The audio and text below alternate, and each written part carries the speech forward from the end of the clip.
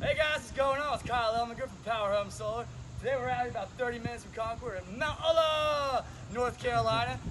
Today guys, we got this beautiful 8.5K solar system, 28 mods. We did 12 over 16 today, guys. This roof right here is a solar installer's dream.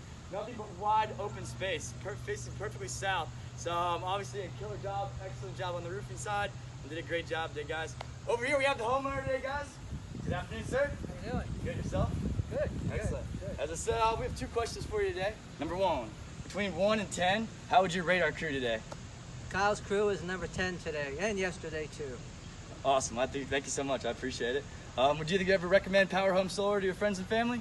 I will. I just have to find out how the system works. I mean, Powerhome right now, they do a good job, but we're interested to find out how solar works and what the benefits are, so I can't tell you much more than that. Understood, and that's understandable. Yeah, guys, the best way to find out is to get them. The solar is the best. Excellent job, guys. We will see you next completion. I appreciate it. Have a good one. Thank you, sir.